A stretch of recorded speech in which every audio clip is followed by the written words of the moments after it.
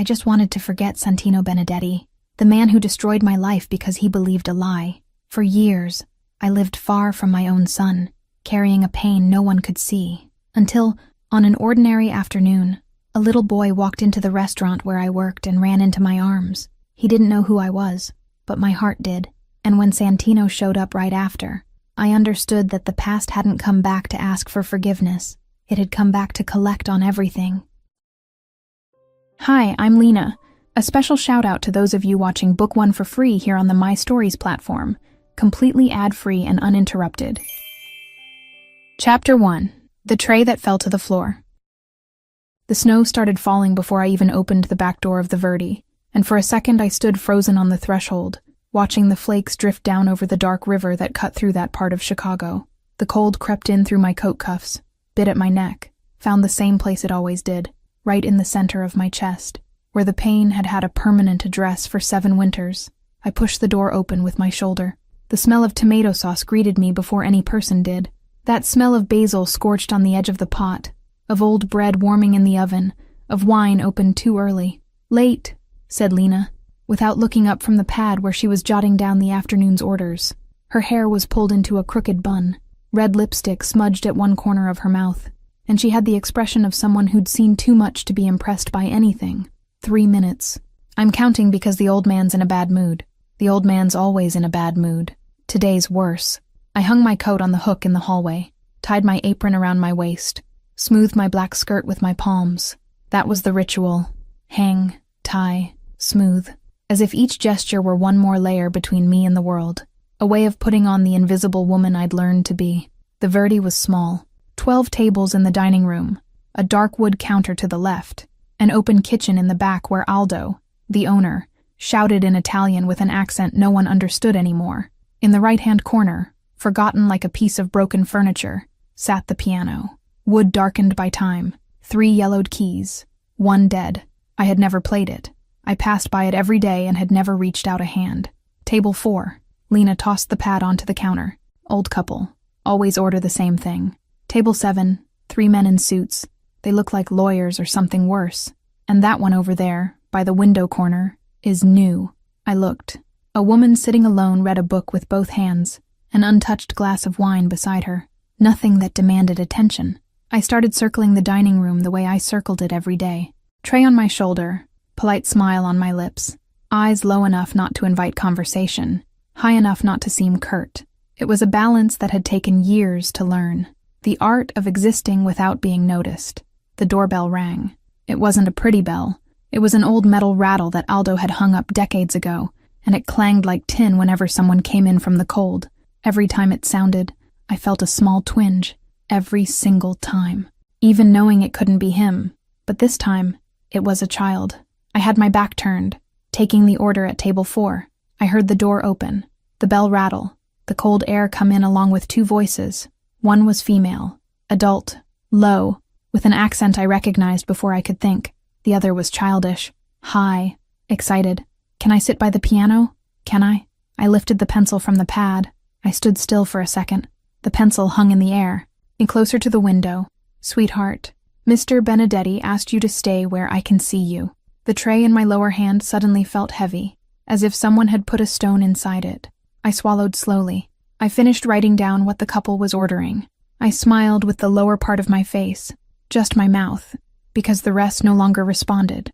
When I turned around, I saw the woman in the expensive coat was leading the boy by the hand to table 4, beside the window. She wore black gloves, a silk scarf folded 3 times around her neck, earrings that caught the yellow light of the dining room.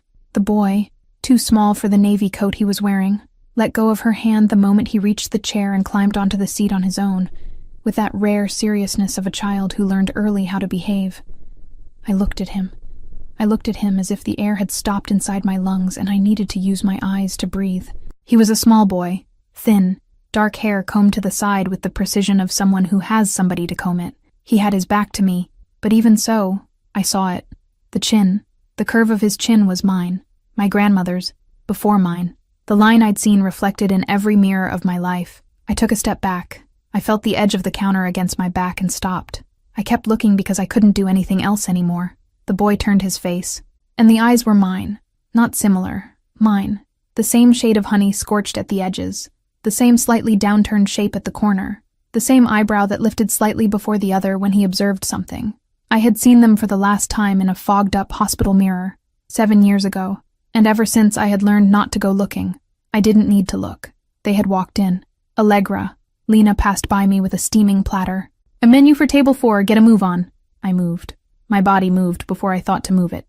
I grabbed 2 leather-bound menus from the counter, tucked a tray under my arm, and crossed the dining room toward the table where the son I'd been forbidden to call mine was sitting. The nanny looked up first. She was in her early 30s, maybe 40, with the kind of cold beauty that you cultivate like someone tending a plant they never water. She smiled. It was a 2-line smile, without any movement of the eyes. "Good afternoon." "Good afternoon." My voice came out whole, and I thanked some place in my chest for that. "Can I bring you something to drink while you decide?" "Sparkling water for me, grape juice for the boy." She tapped her nail lightly on the edge of the menu without opening it. "He's allergic to peanuts, to walnuts, to tree nuts. I'll let the kitchen know. Tell them twice, please." I glanced quickly at the boy. He was studying the piano in the corner with the absolute concentration of someone who wasn't listening to the adults' conversation. He had both hands around the empty glass, as if he were already holding something. I noted that without meaning to. I noted the way he held the glass. "Master Benedetti, stay close." The sentence crossed the dining room in the nanny's low voice, directed at the way the boy was leaning, slightly toward the piano. I was standing beside the table when I heard it. I was holding the empty tray between both hands, about to turn toward the kitchen. The tray fell. It hit the plank floor with a sharp crash that sounded like something else falling. Some internal structure. Some wall I had spent 7 years building. I covered the sound with a quick gesture. I bent down, picked up the tray, smiled with the lower part of my mouth while the upper part burned. "Sorry, it slipped. It happens," the nanny said, without really looking at me. I straightened up. I felt the blood return slowly to my face, in small waves. Behind the counter, Aldo grunted something in Italian. Lena passed close to me with narrowed eyes, saying nothing, because Lena never said anything at the wrong time. She saved it for the right time. That was when I noticed the man. He was standing by the door, leaning discreetly against the frame, a black coat buttoned up to his neck, eyes sweeping the dining room in a continuous motion. He hadn't come in after them. He'd come in before, alone, and positioned himself there. I hadn't noticed him because I'd learned not to notice men leaning against door frames. He was one of the family, a man from the Benedetti house. I felt my stomach drop. I brought my hand to my belly by instinct, to the empty place where, for a few very distant months, a breathing that wasn't mine had lived. The man at the door ran his eyes over me without stopping. He didn't recognize me. I was thinner, quieter, my hair now a dull brown pulled into a simple ponytail. The woman I used to be no longer existed. Good thing, I thought.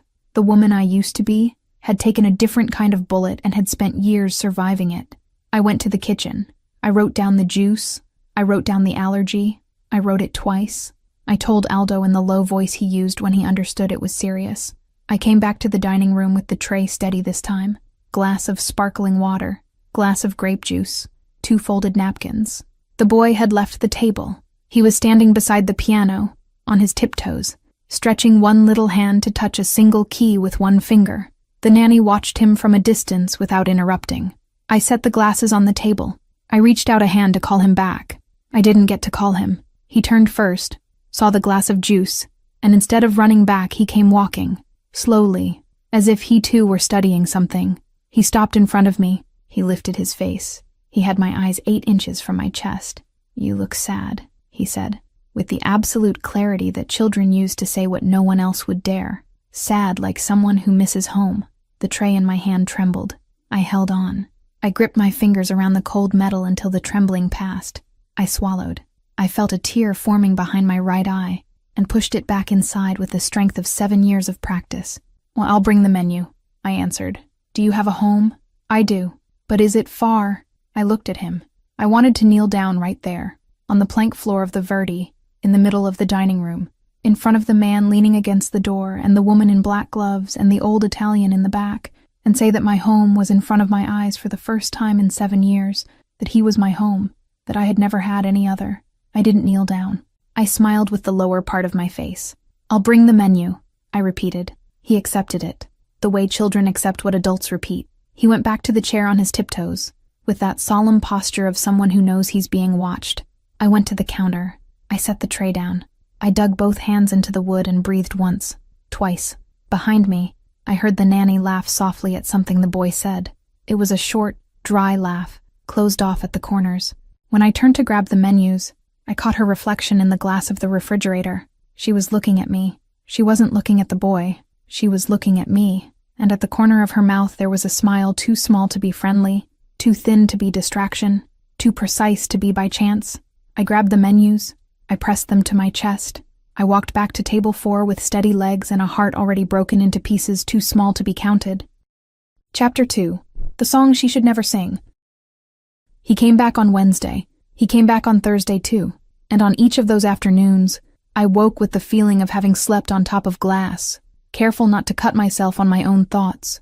I'd put on the apron, smooth the skirt, cross the Verdi's dining room, and pretend to Lena, to Aldo, to the man leaning against the doorframe, and most of all to myself, that everything was in its place.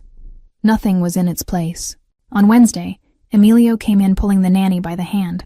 I knew his name because she repeated it twice, always low, always with that too small smile.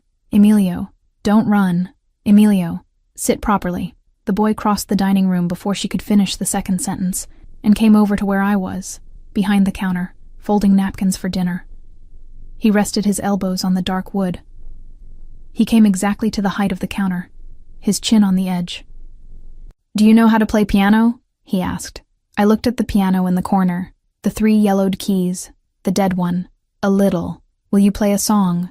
Now, now." The nanny appeared behind him, her hand resting on the boy's shoulder with a firmness that wasn't affection. "Emilio, let the lady work." "But she said she knows how." "The lady is busy." "I'm not," I said, before I could think. The nanny's eyes lifted to me. They were gray eyes, without temperature, the kind that always seemed to be measuring the room instead of occupying it. I held her gaze for the first time. I didn't back down. I smiled with the lower part of my mouth. "If Aldo lets me, and I'm going to ask him right now, I can play just one for the boy." She took her time answering. When she answered, it was a movement of the chin, a minimal nod, like someone granting something they know they'll collect on later. I wiped my hands on the apron. I crossed the dining room on legs that no longer belonged to me. Aldo, from the back, shouted something in Italian that I translated as permission or threat. It made no difference. I sat on the bench. The piano was out of tune. I knew it the moment I rested my fingers without playing, by the way the wood responded to the weight, by the very faint sound of the inner structure settling into the warmth of another hand after so long. I hadn't played in far longer than could be explained. My hands knew. My hands always knew. Emilio sat on the floor, at the end of the bench, as if it were the most natural place in the world. I played.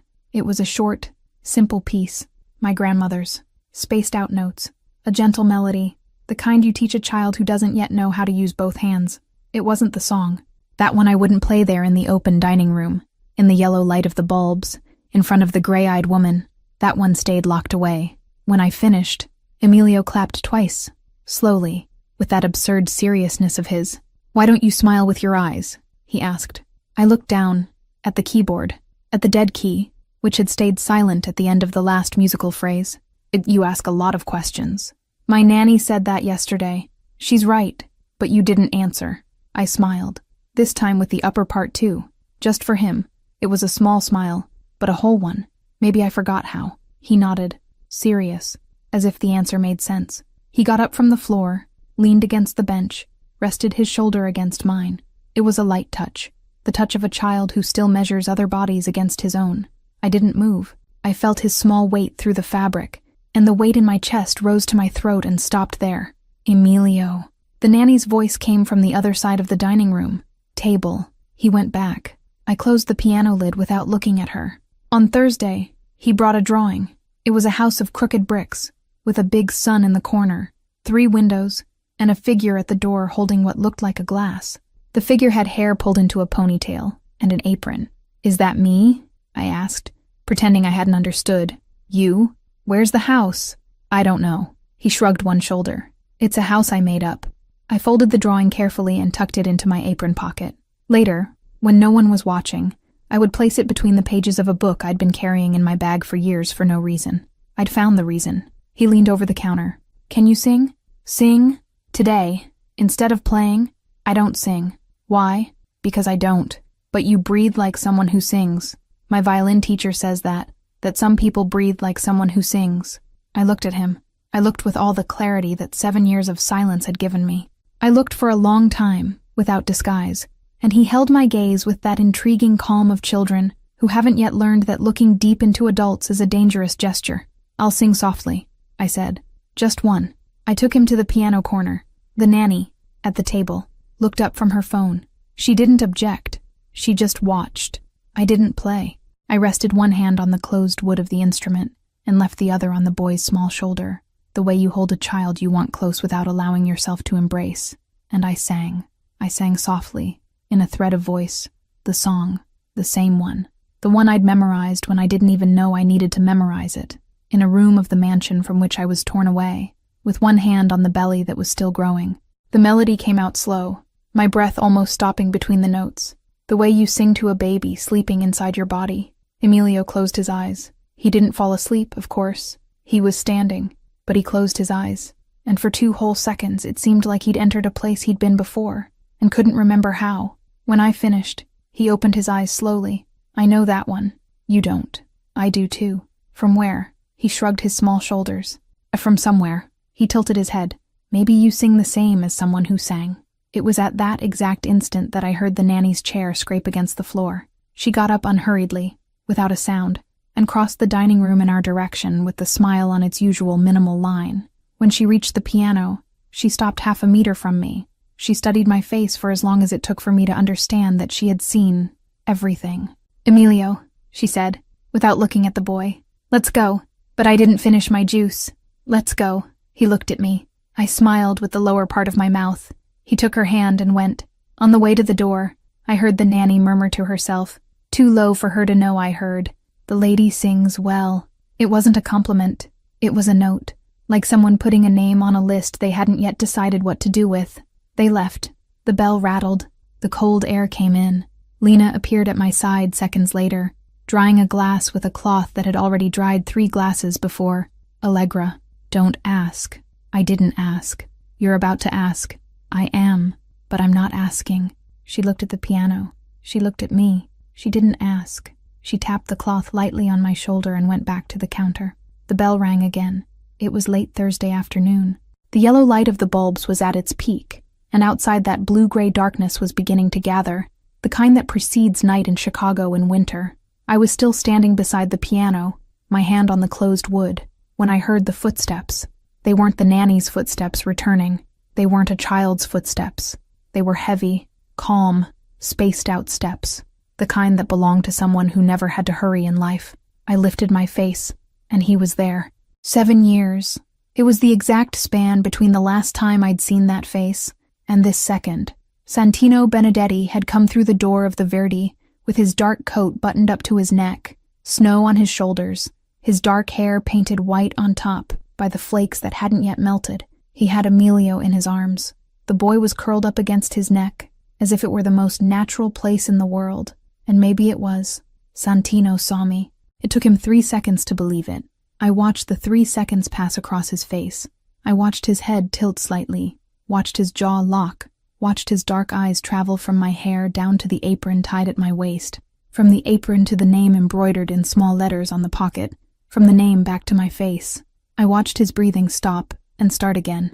I watched his big hand press lightly against his son's back, in a gesture he probably didn't realize he was making. I didn't move. I still had my hand on the wood of the piano. I felt, without needing to look down, the closed lid under my palm, and it was that wood that kept me standing. Emilio lifted his head from his father's shoulder and saw me too. He smiled. "Dad," he said, with the simple joy of someone showing off a toy. "This is my favorite friend." Santino didn't answer his son. He kept looking at me. Aldo, from the kitchen, stopped shouting in Italian.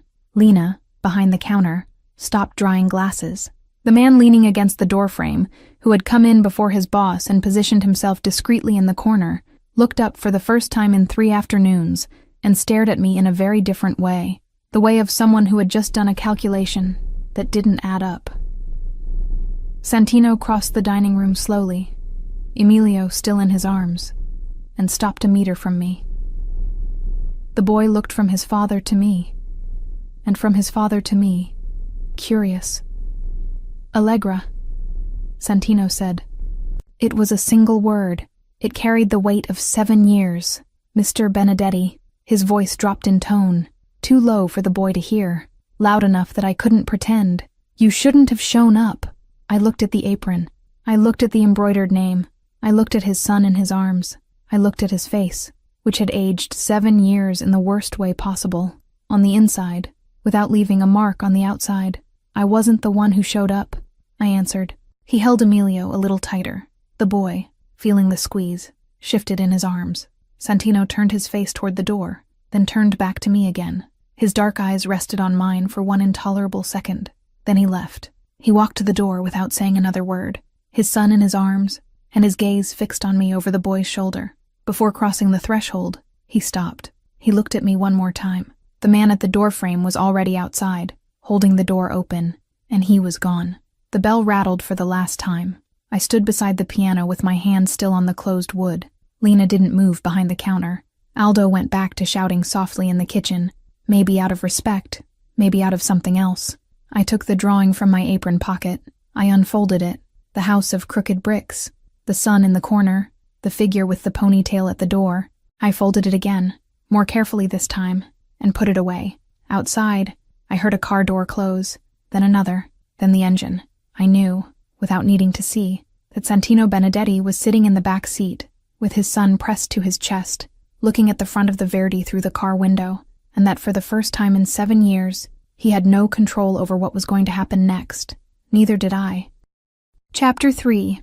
Crisis in the Wrong Lap. Friday night. The Verdi was full the way it only gets on a night of stubborn snow. People coming in from the cold with their coats flecked with white, windows fogged from the heat of the kitchen, the smell of melted butter clinging to the air. I was carrying a platter of pasta to table 6 when the doorbell rang again, and before I even looked, I already knew. I knew from the silence that opened up for 2 seconds, knew from the way the air in the dining room shifted weight. Emilio came in first, blue coat down to his knees, a crooked beanie on his head. The nanny came behind, sentence ready on her lips, scolding him softly for having run on the sidewalk. "You know you can't run on the ice," she said, fixing the boy's beanie as if adjusting that wool gave her some kind of ownership. I was already beginning to contest without saying a word. "Sit down." "I'm just going to the car to get something." Emilio nodded, the way overly polite children nod. She left. The bell rang again when the door slammed. It was only at that moment that he saw me. "Allegra," he said, like someone reuniting with a familiar person after a trip. I set the platter down on table 6 and cut through the aisle of tables to his. The wood floor creaked at 2 specific spots, and I had already memorized which ones. I sat in the chair across from the boy without asking if I could. "Did you eat today?" I asked. "Bread at school." "Bread and what?" he thought. He took off his beanie. His hair stood up in every direction. "Bread." I almost laughed. "I didn't. I'll bring you some broth. Nice and warm. How does that sound?" "Okay." I got up. I crossed the dining room to the kitchen. Lena was at the counter, leaning on her elbows, watching the scene through the doorway. She raised an eyebrow when I passed. "Broth from the pot in the corner." I said only, "The weak one. The weak one," she repeated, without taking her eyes off my face. "Like you." I ignored her. I served the bowl. I came back. I set the broth in front of Emilio and sat down again, one elbow on the corner of the table, my apron crumpling against my leg. It was in that interval that he ate what he shouldn't have. Ever since he'd sat down, I'd been watching out of the corner of my eye the little basket of assorted breads on the neighboring table, the kind Aldo insisted on putting out as a courtesy at every table on a busy night. I didn't think twice about it.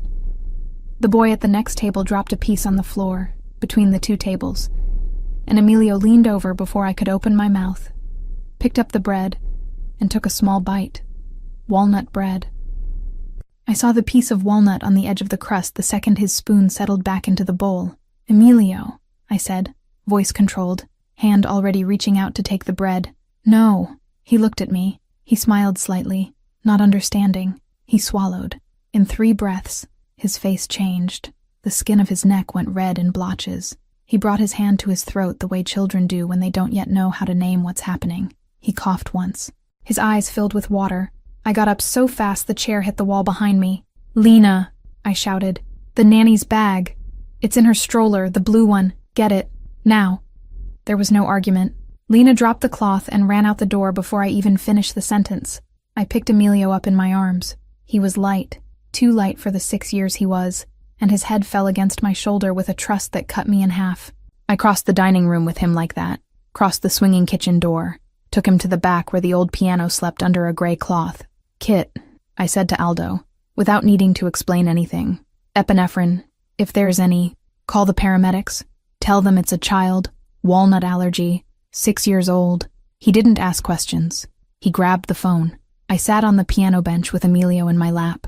His breathing was getting shallow, the kind that scares anyone who's never seen it, and I'd seen too much of it in dreams in which I held a child they wouldn't let me hold. I rested my open hand on his chest. I felt his heart beating too fast under his shirt. "Look at me," I said. "Look here. Breathe with me, deep. Let it out slowly." Again, he tried. He coughed. His eyes pleaded for help in a way that no adult in that restaurant could have endured if they'd stopped to look. And then, without thinking, I sang. It was the same melody, the same one I'd sung the afternoon before, the same one I sang with my palm flat against my belly, months before the hospital bed that no one let me leave my own way. I sang softly, close to his temple, my chin resting against his hair. Lena appeared, running, with the blue bag. "I think this is it," she said, already opening it, and dumped the contents on the floor without ceremony. I found the pen right away. I took off the cap, pressed it into his thigh over his thick pants, held it for the time written on the label. He flinched. I settled his head better against my shoulder and started singing again. His breathing loosened within 2 minutes. It wasn't immediate. It never is. But it loosened. The doorbell rang. I didn't hear it. I heard the footsteps. Santino came into the back without asking permission. He came through the kitchen door, came almost running, and stopped 3 steps before reaching the piano bench. I didn't lift my face. I kept singing.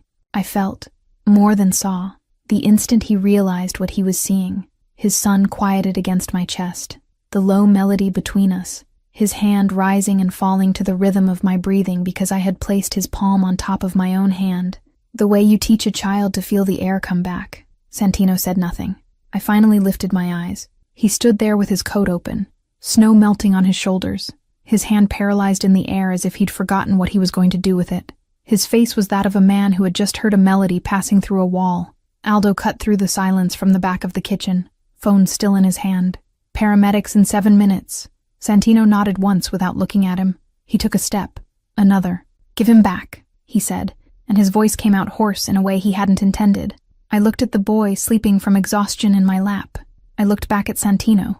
"Do you really want to take him out of here right now?" He didn't answer. He came up to the bench, crouched down, and instead of taking Emilio from my hands, he rested his fingers on the boy's knee. That was all. His fingers on his son's knee, his face half a hand's width from mine, his breath meeting mine at some point between us where too much was still left unsaid. "I'm not giving him back," I murmured. "Not while he's like this." Santino closed his eyes for a second. "Okay," he said. It was the first gentle syllable I'd heard from him in 7 years. The paramedic arrived. He worked fast. Emilio woke up a little, whimpered softly, let them strap an oxygen mask onto his little face. Santino was on one side of him. I was on the other. At no point did my hand leave the boy's hand. At no point did his touch mine. When they took Emilio, Santino went after him. Before leaving, he stopped at the kitchen door. He didn't turn around completely, just enough for me to see his profile against the light of the dining room. "Thank you," he said, and he left without waiting for an answer. I sat on the piano bench longer than I should have. The lid was open. I rested my fingers on some random key, pressed slowly, without sound. Lena appeared beside me at some point, I didn't know when, and crouched down in front of me on the floor, like someone preparing to wait until the other person speaks. I didn't speak that night. I spoke the next morning. My apartment was above a neighborhood laundromat, 2 flights of narrow stairs, a single window, a living room kitchen attached to a bedroom that barely fit the bed. Lena came up without warning with 2 cups of coffee and a paper bag. "Bread," she said, setting the bag on the little table. "No walnuts. I learned yesterday." I sat on the couch with the cup between my hands. "Lena, I'm not asking." She raised her palm. "I'll talk. You listen, then you decide whether or not to tell me. I laughed once. Tired. Okay.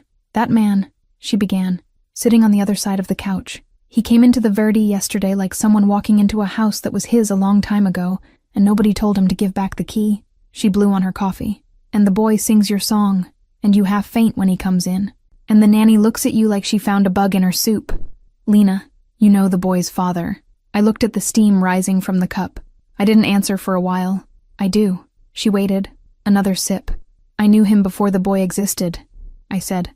And the boy exists because of me. Lena didn't ask if I meant what it seemed like I meant. She just closed her eyes for 2 seconds and swore softly in Italian, the way she only does when she's angry enough to need to use her grandmother's language.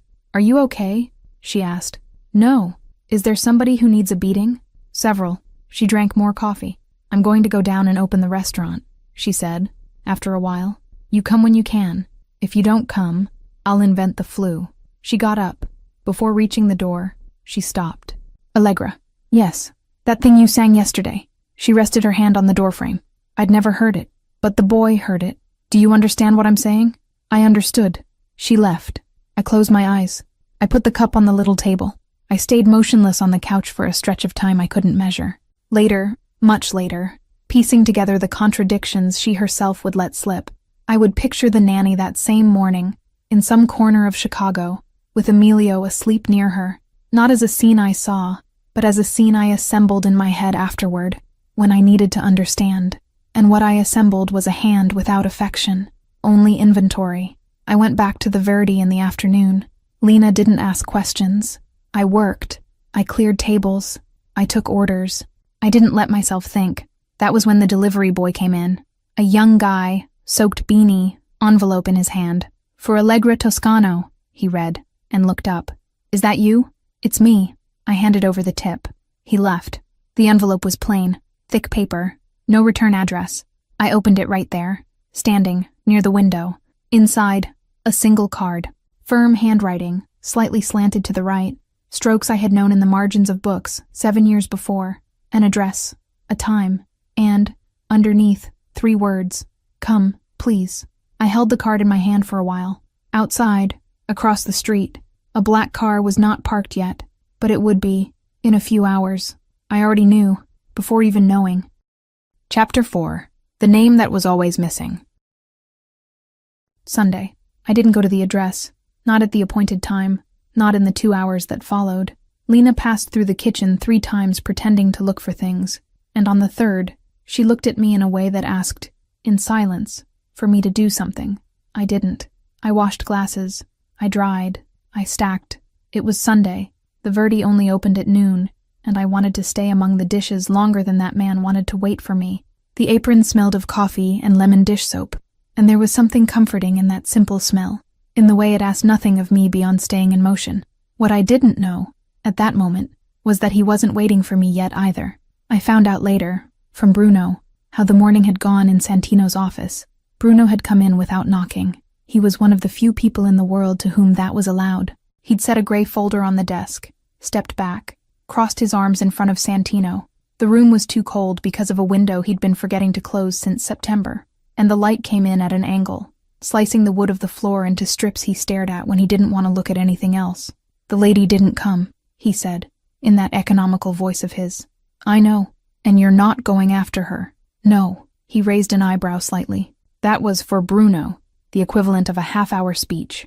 I pushed the folder aside without opening it. 7 years ago, I had closed another one exactly like it, and I closed it with the certainty of a man who never doubts.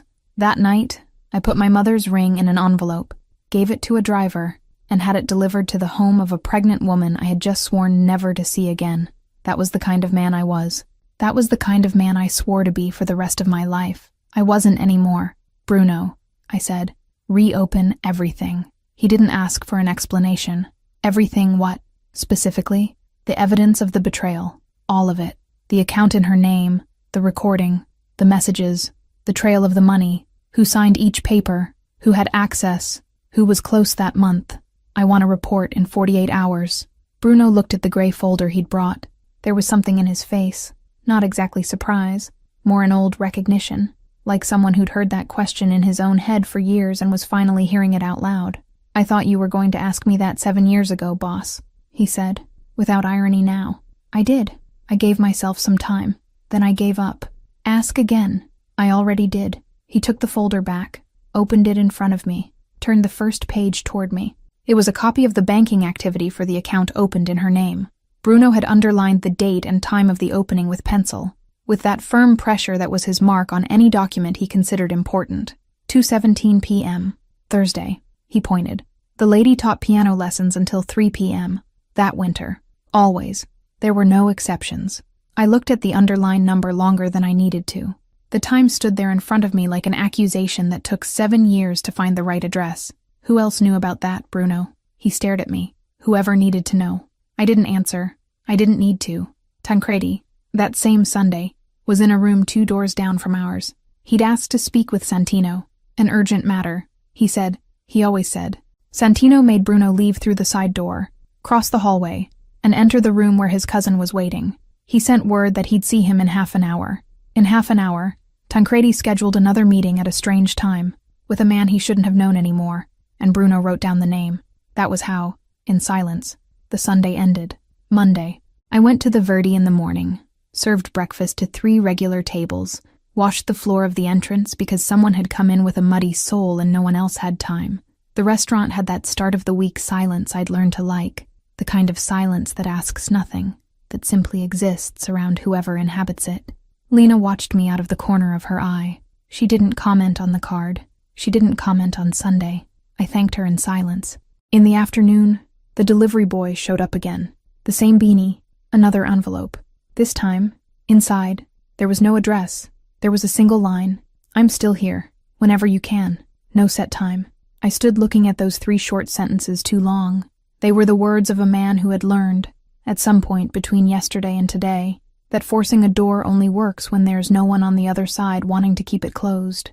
Lena passed behind me, read over my shoulder without disguise. "This one learns fast," she murmured. "For a man who took 7 years." I folded the card and put it in my apron pocket. I felt the paper against my fingertips for the rest of the shift, firm and discreet, like a decision that wasn't yet ready to become action.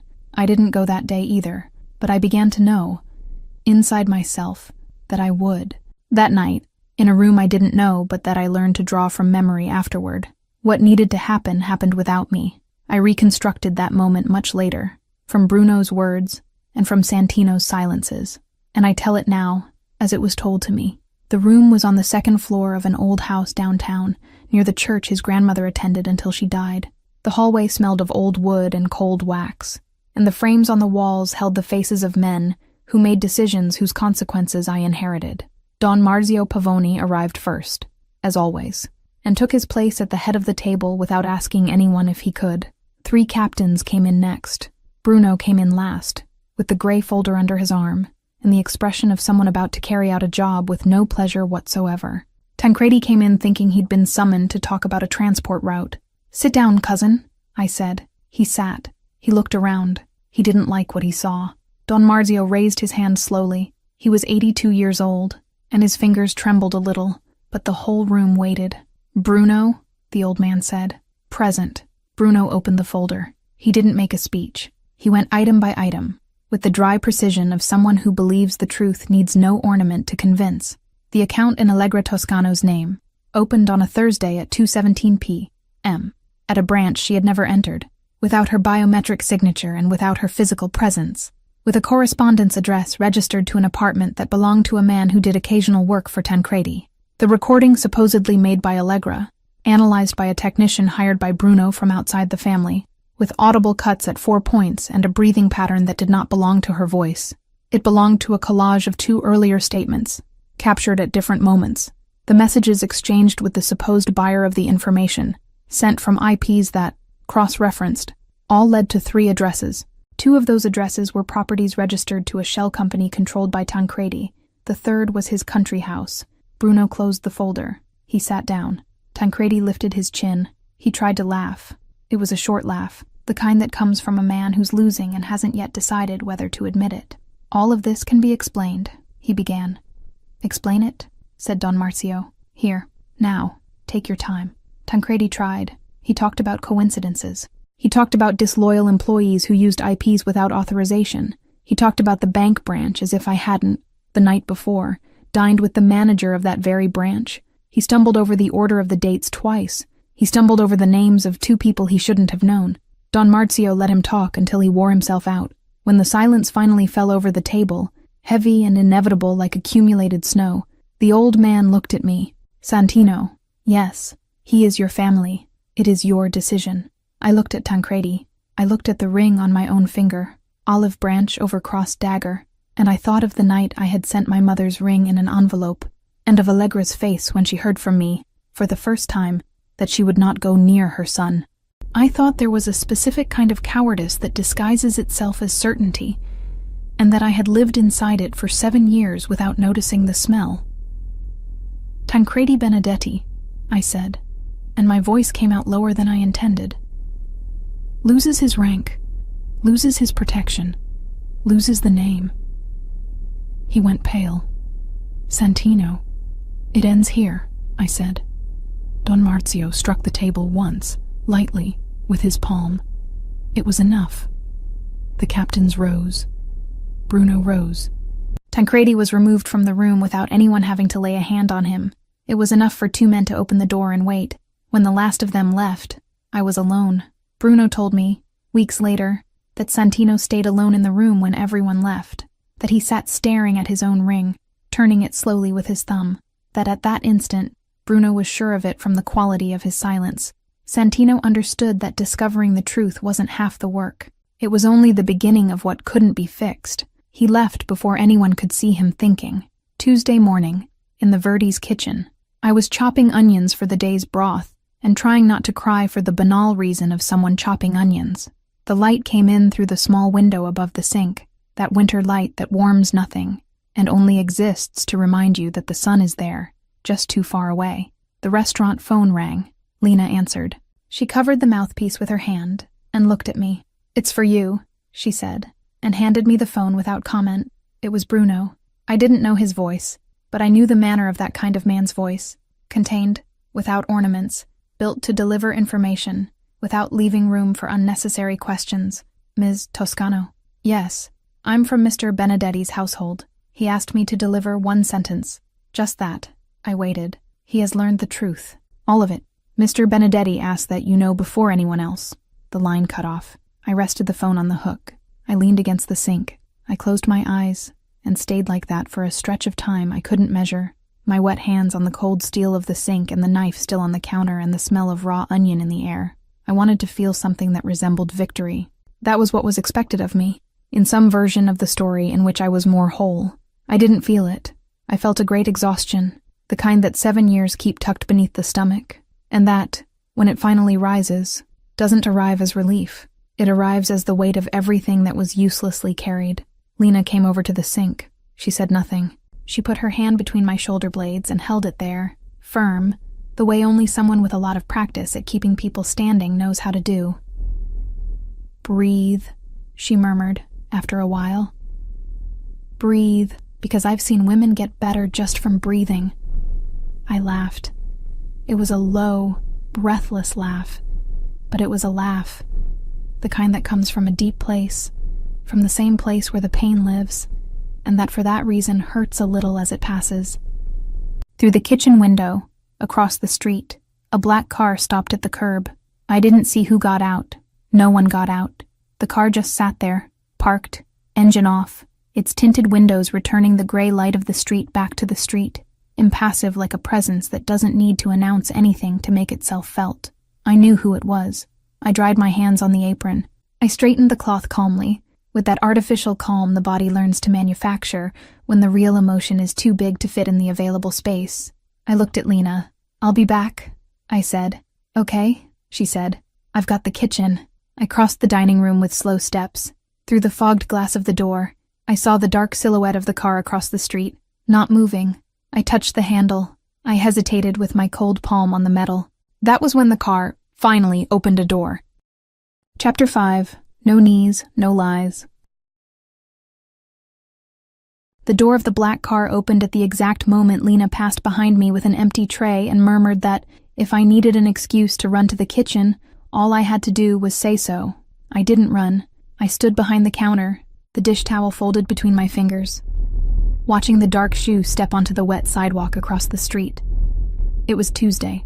It had been raining since dawn, a thin winter rain that cut through the old snow at the corners and left the Verdi's windows fogged on the inside. The dining room was almost empty. 2 customers at the back table, an old woman reading the newspaper near the door, the smell of tomato sauce coming from the kitchen, as if the whole house were breathing slowly. Santino crossed the street alone. Without the dark overcoat I recognized even from a distance. He wore only a simpler coat, collar turned up, hands empty, no bodyguard behind him. Bruno had stayed inside the vehicle, hands on the wheel, gaze fixed on the dashboard like someone giving privacy by feigning distraction. The Verdi's door opened. The bell rang. I felt the air change. He turned to me. He took off his coat slowly and hung it on the rack near the entrance, like anyone would, as if that were the most natural thing in the world, as if he hadn't taken 7 years from me all at once. Lena passed by again, this time with an eyebrow raised so high it seemed to hold up the ceiling, and disappeared through the back without saying anything. I thanked her in silence for having learned to leave when she needed to. Santino came up to the counter. He stopped 2 steps away. He kept his hands at his sides. He didn't ask to sit. He waited for me to lift my gaze. "Allegra," he said. The voice was the same as always, low, with that calculated control, but something was missing underneath. It was the weight. The man in front of me was lighter, more tired, with the dark circles of someone who hadn't slept in days. "Corner table," I answered. It wasn't an invitation. It was a practical order. I pointed with my chin and came around the counter, drying my hand on my apron. He followed me without saying anything. He sat where I indicated, his back to the dining room, facing the exposed brick wall. It was the place where customers came to finish arguments, drink a long coffee. It had no view. That was exactly what I wanted. I sat on the other side of the table. I placed the folded cloth between us. "I'm listening." Santino took a deep breath. He didn't dramatize. He kept his hands resting on the table, open, palms facing me like someone showing he carries nothing. "I was deceived," he began, "by my own blood. For 7 years, I took a lie for the truth and turned it into decree." The pause was short. "I'm not here to explain to you how I found out. I'm here because I need to tell you, to your face, that I understand." "Understand what, exactly?" He looked at me. He didn't look away. "That I tore from you the one thing no one had the right to tear away." His fingers tapped lightly on the table. "Once. And this doesn't have the name of a mistake. It has the name of a crime. What I did to you." I felt something hurt deep in my chest, but I kept my face steady. I had rehearsed that conversation for 7 winters. "You believed planted evidence?" I said, slowly, without asking me once, without letting me finish a sentence. "You heard me cry on the other side of the door, and called me a traitor, because it was easier than admitting you'd been deceived." "Yes." "You had me taken from the hospital before I could nurse him." "Yes." "You took custody of him with the same pen you used to order men killed." "Yes," he said for the 3rd time, more slowly, as if each letter cost something. I stayed silent. He didn't look away. I thought he'd want to flee from my gaze, but Santino held every second, and that hurt me in a new way. It was easier to hate a man who couldn't face me, harder to hate one who accepted the weight. "I didn't come to ask for forgiveness like someone asking a favor," he continued. "I know forgiveness isn't a courtesy you hand over. It's a decision that's earned. I'll earn it, or I won't. But I won't rush you." I gripped the cloth harder. That sentence was mine. It was exactly how I had decided to respond if he ever dared to show up there. And he had said it before me, in his own voice. "Why now?" I asked. "Because I was a coward. And because until last week no child had looked at my chest as if I were safe. Because I saw you sing and I saw my son stop crying. And it was at that moment that I understood that it had never been about betrayal. It was about something I didn't control. And I pretended for 7 years that I controlled it." The old woman with the newspaper turned the page. The sound of the pages seemed deafening. "It's not enough," I said, low. "Understanding isn't enough. I know. Destroying whoever lied for you isn't enough. I know. Coming here without security, with that look on your face, thinking it counts as proof, isn't enough. I know, Allegra." His voice cracked a little on my name. It was the first thing I'd seen crack in him in all those years. "That's why I came without knees, without lies, without a big promise. I just came to tell you what it is." I swallowed hard. I looked at the fogged window. "There's something I want," I said. "Say it. I want to know him, truly know him. Not as the lady from the restaurant, as a mother. I looked into his eyes. The one who'll tell Emilio who I am is you. It won't be me. It'll be you. With your own mouth. At the moment, I decide. He swallowed hard. Yes. And if he doesn't want me, I continued, and my voice wavered for the first time in 7 years. If he pulls away, if he prefers the nanny or prefers you, I won't make demands. I'll go back to my apartment and keep working here. Allegra. That's the rule. I gripped the cloth until my knuckles ached. I'm not going to steal anything from anyone again. I've already been robbed too much. He nodded slowly. He looked at his own open hands on the table. Can I ask you something? He said. You can. Did you have anyone to share these years with? I had longing, I answered without thinking. It has a good memory. He closed his eyes for 2 seconds. When he opened them, something in them had changed color. Tomorrow, he said. Early evening. Right here. I'll bring him. You close to the public. There's a piano. I want it to be where he first met you. All right.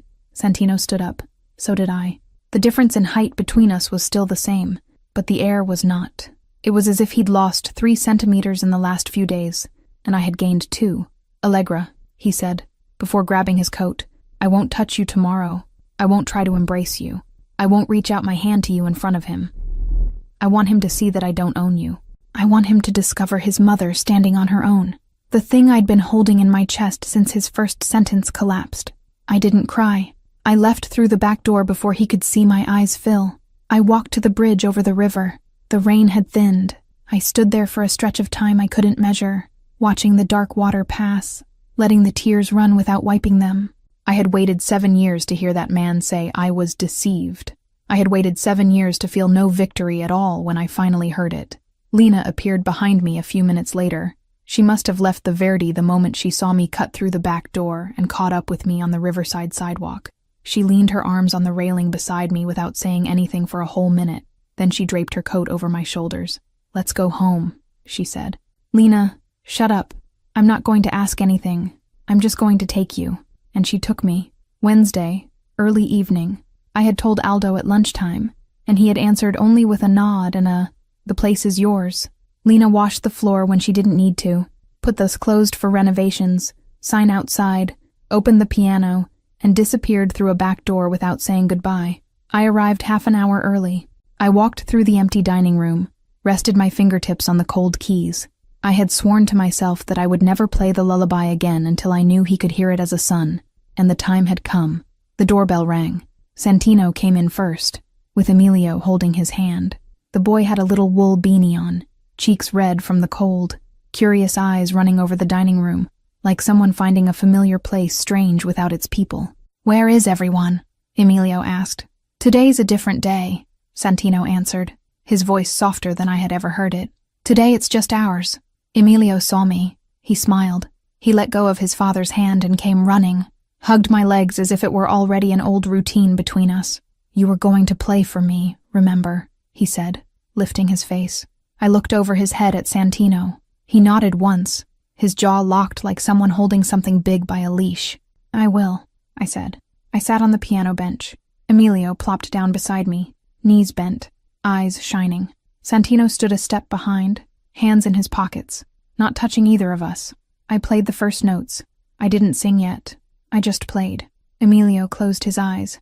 That sounds like when I was a baby, he said, and opened them again. It's not, but it sounds like it. I couldn't answer. I kept playing. The tears came without warning, ran quietly down my face, and I didn't take my hands off the piano to wipe them.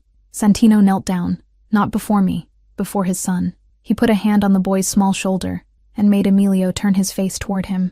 Son, yeah, Daddy. Do you remember I told you your mother lived far away, that she'd gone away before you were born?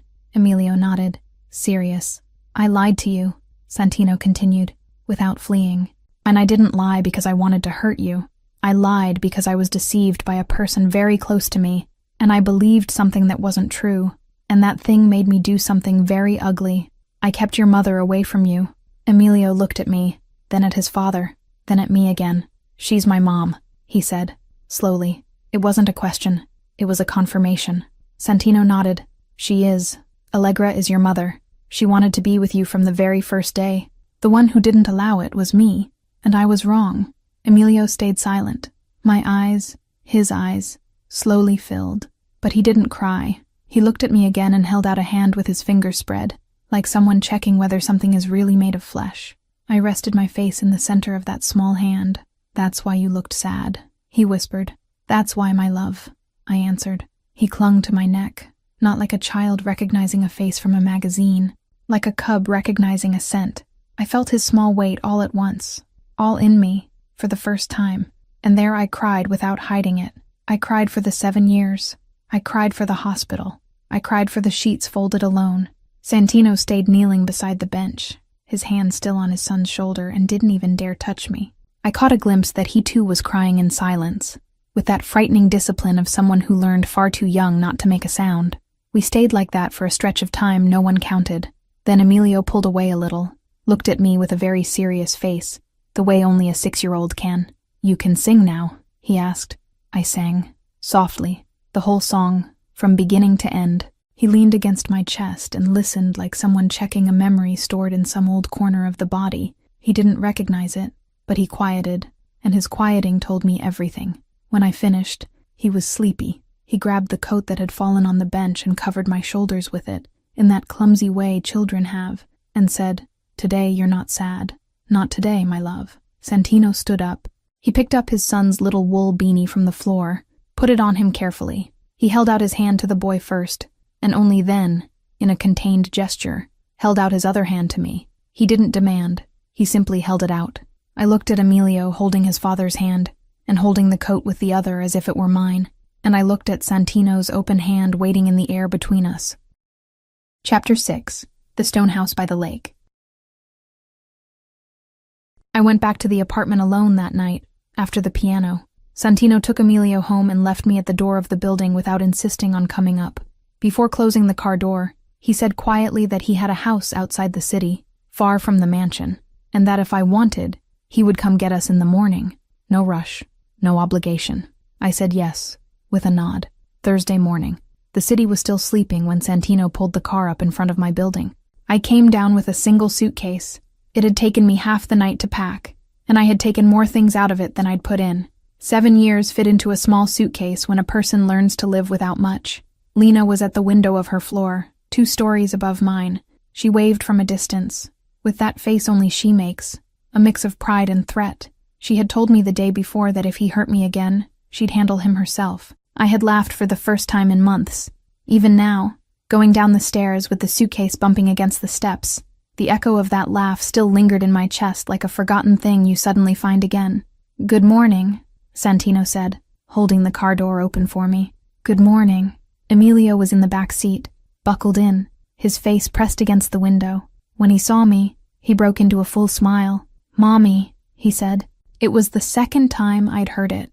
The first had been the day before, at the time of saying goodbye at the Verdi, when he turned from the door and shouted it from the middle of the street. I hadn't managed to answer at the time. Now I answered, "Good morning, my love." Santino drove. He had asked Bruno to come in a second car, behind, but only for emergencies. The main car came with just us, him in front, me in back with Emilio.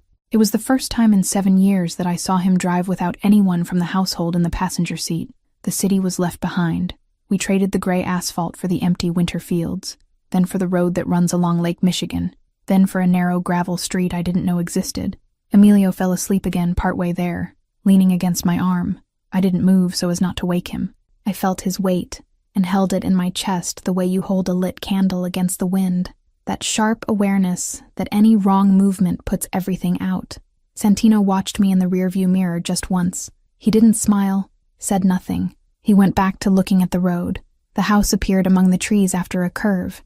It was gray stone, with a dark gabled roof and a thin chimney releasing a thread of white smoke. It had a low wooden porch with 3 stone steps leading to a small patio, and the patio ended at the lake. All around, tall pines closed off the property on both sides, muffling the wind and creating a silence the city didn't know. It was a house for ordinary people. It had no iron gate, no visible cameras, none of the smell of power that the Benedetti mansion carried in every room. "This is it," Santino said, stopping the car. I stayed a second without getting out. Emilio woke with the breaking, rubbed his eyes, and looked out the window. "Is it our house?" he asked. "It is," Santino answered. I neither corrected nor confirmed. I got out of the car. The lake air hit my face with a smell of pine and still water. I felt my lungs open in a way I'd forgotten was possible. Emilio got out running and went straight to the porch. He climbed the 3 steps, opened his arms, and shouted that this one would be his house forever. Bruno took my suitcase from the trunk, handed it to Santino without saying anything, and stayed by the car with his hands in his pockets, looking at the lake. He had understood without anyone needing to explain that this part of the story wasn't his. Santino opened the door of the house. He didn't push me inside, made no gesture of ownership. He just stepped aside and waited for me to pass first. I went in slowly. The living room was small. A stone fireplace in the corner, a wide gray fabric sofa, an old rug with beige and brown stripes, 2 armchairs with their backs turned to the lake. The ceiling was low, with exposed beams, and the dark wood floor creaked a little in the center. There was an upright piano against the back wall. I stopped in front of it. It was my grandmother's, Santino said, low, behind me. It was in a shed for 10 years. I had it restored last week. I rested my hand on the lid. The lacquer was new, but the wood underneath was old and dense. I pressed middle C carefully. The key gave way with the right weight, and the sound that came out was clean, without wavering. It was tuned. I felt, through that small gesture, that someone had taken care that it would be. Thank you, I said, without turning to him. Emilio came running from the kitchen. He had opened the refrigerator and discovered there was milk, and had opened a cabinet and discovered there were cookies. He was in ecstasy. He pulled me by the hand to the hallway to choose his room. I let him. He chose the middle one, which had a window facing the lakeside and a wooden chandelier shaped like a boat. My room was at the end of the hallway. It had a wide bed with a white linen bedspread, a low pine dresser, a reading chair by the window. On the dresser, someone had placed a ceramic vase with dry branches. The window faced the patio, and from that height I could see the whole lake, gray and quiet under the winter sky. It was simple. It was beautiful. I set the suitcase at the foot of the bed and stood for a moment in the center of the room, not quite knowing what to feel. Santino appeared at the door. He didn't come in. If you want to change anything, he said. It's fine.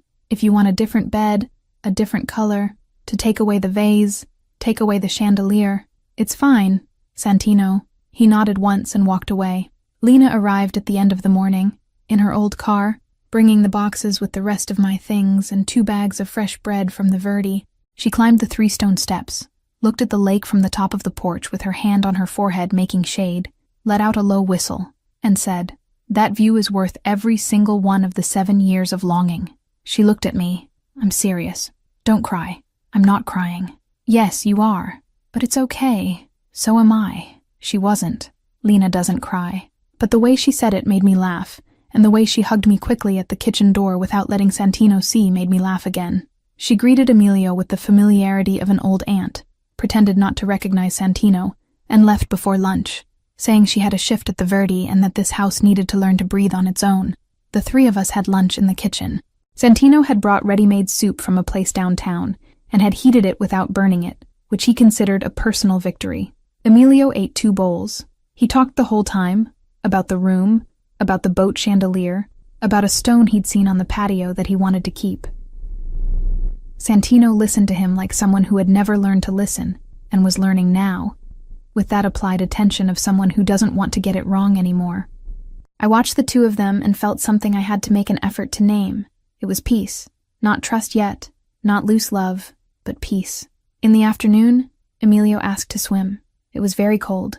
Santino, with a seriousness that made me hold back a laugh, explained to his son that the lake in January was a friend from afar and an enemy up close, and the 2 of them ended up making a snowman on the patio with stones for eyes and a thin twig for a nose. I sat on the stone step, with a blanket over my shoulders, and watched them from a distance. It was the first time in my life that I saw my son play with his father. The afternoon fell without warning. The sky turned orange for half an hour, and then went dark blue, and the lake reflected the blue as if it were another sky upside down. We went inside. We lit the fireplace.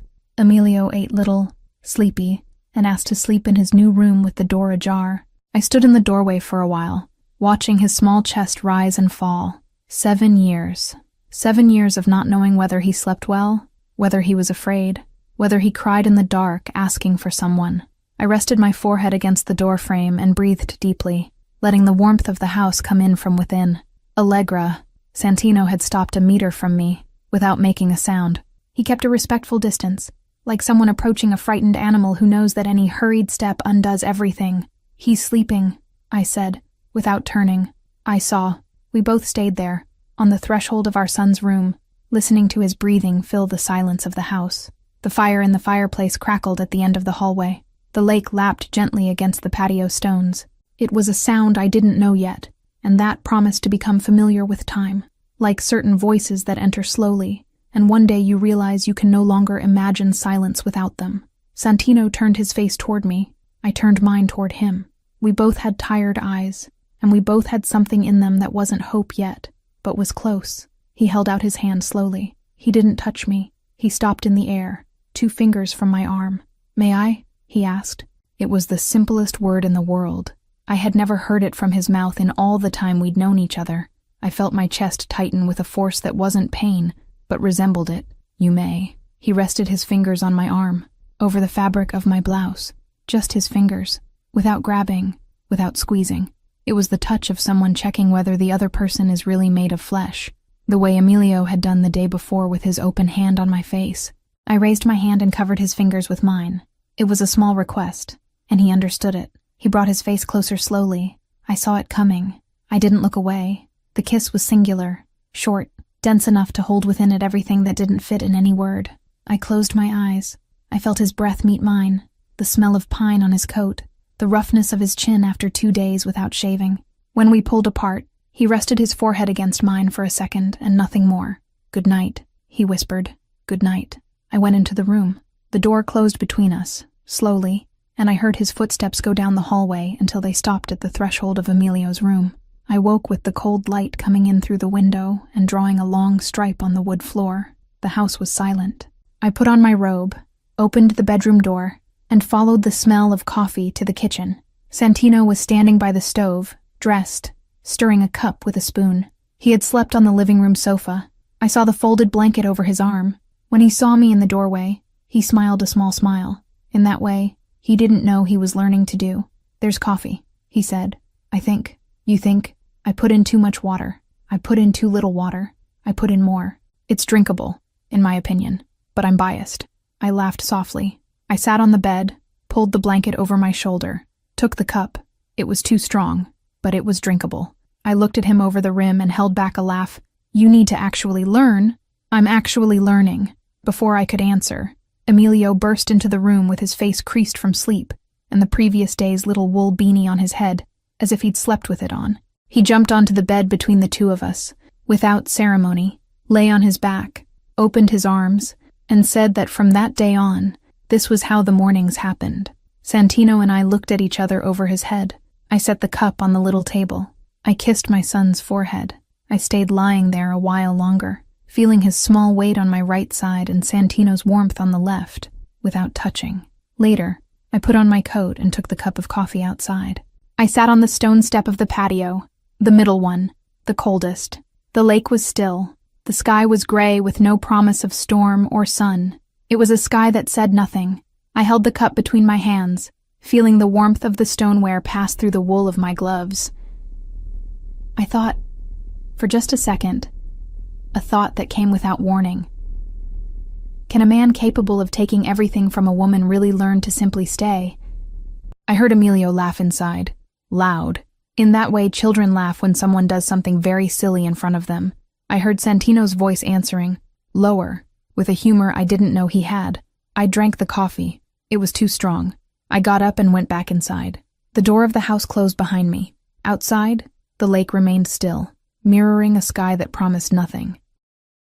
Lena here. That wraps up Book 1, and I've already finished Book 2. You can get access to it for a really small fee. I thought we had finally found peace. Emilio slept in the next room, his chest rising and falling at a calm rhythm under the blue blanket.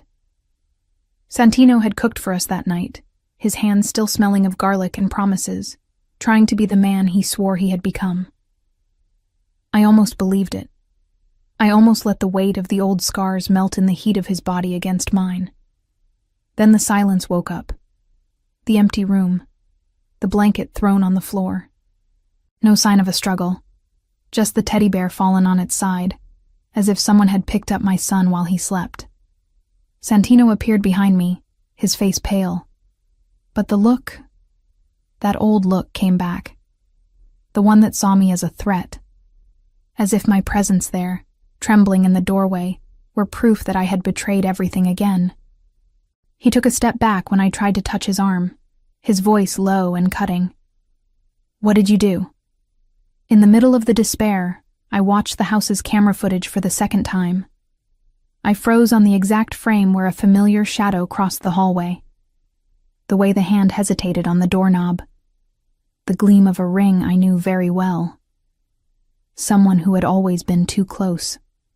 Someone inside the house. My stomach turned. The walls seemed to close in. Santino was watching me now as if I were the poison he had always feared. What if I trusted the wrong person all along? What if the price of our peace was my son? What if Santino can never look at me again without seeing the traitor? Who took Emilio? And why do I feel that the worst is still to come? Like I said, that was just a taste of Book 2. To watch it uncensored, just click on the first link here in the pinned comment. I'll see you on the other side in a few seconds. Remember, just click on the first link down here in the comments, and Book 2 complete, no ads, no interruptions, will already be available for you. It's very simple. Book 2 is something I'm loving making. You're loving it too, so I promise there will be more. It's where you find increasingly spicy stories, a true dark romance. And precisely because this version is getting more and more heated, the video isn't well accepted publicly on YouTube. This closed environment is where I can actually share my essence and where I feel free to do my best work for you. More news coming soon. I'll be waiting for you on the other side. Unfortunately, many people have been downloading our audio, effectively copying the entire story, and simply reposting it on YouTube. If you want to watch the original story and be the first to receive the next ones, search for My Stories by Lena on YouTube to get the best dark romance content. Remember, the official channel is My Stories by Lena on YouTube. I'll be waiting for you there. Congratulations! Your purchase has been confirmed, and you now have full access to Books 1 and 2 of all our stories, completely ad-free and uninterrupted. Everything is available on the My Stories platform, from Mafia romance and billionaire romance to our spicier tales. This content is ready for you now, with new episodes added daily. Access is simple. Just log in using the same email address you used for your purchase. A confirmation has also been sent to that same email. The My Stories platform is very simple and intuitive. Each image represents a story. If it has a Book 2, just click and press play. Everything is already unlocked for you. You can also rate each story, leave a like, and write a comment. Your feedback will be visible to all our other subscribers. This is our romance universe, so please feel free to interact. From this moment on, this is officially your home for romance stories. Just head over to mystoriesromance.com and press play. Welcome to the family.